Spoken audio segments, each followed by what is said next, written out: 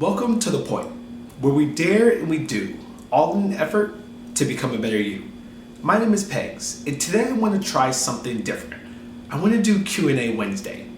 I've actually worked for Google for the last 3.5 years, and I get this question asked to me almost every single day. Most recently from Paul, a Navy man in the US Navy. And Paul writes, "Hi Mike, I'm in a career transition and I'm hoping you can provide some advice on landing my dream job at Google. What does Google look for when choosing between millions of applicants?" Well, first off, thanks for the question, Paul. To give you some context, in 2011, Google announced that we would be hiring 6,000 new employees. And by February, we had more than 75,000 applications. Competition is stiff, but the good news is you're working with an insider. So Google hires for 4 things: role-related knowledge, leadership, cognitive ability, which is basically your analytical skills, and googliness, which for us is cultural fit. And I actually think it's the hardest of the 4 because it's intangible. We are a data company, we're a technology company, and we like to analyze and crunch numbers. But how can you prepare? How can you present your cultural affiliation? It's intangible after all.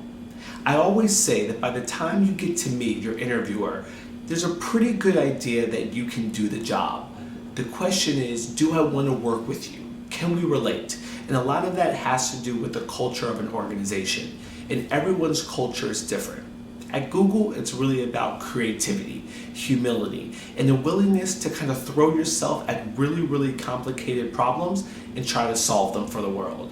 It's an amazing place, but if I had to pin down the most challenging aspect that I see when I'm sitting across the table from potential candidates, it's whether they fit in. Are they googly? Recently, Google announced that we would no longer be using GPA for candidates more than 2 years out of college. And for personal and professional reasons, I actually think it makes a lot of sense. But let's take a step back and realize why we were using it in the first place. Whether you agree or not, most companies hold GPA as an academic indicator of future success. And so if we no longer have GPAs, there has to be something. A model you created, a really complicated problem you solved, maybe a business you started.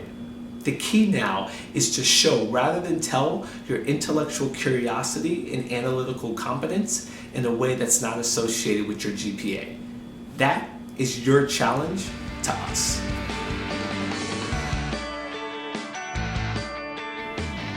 So what's the point?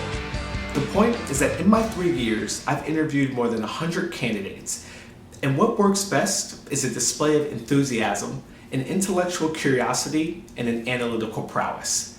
Figure out at Google and for any company how to show rather than tell these skills, and that's your first foot into the door.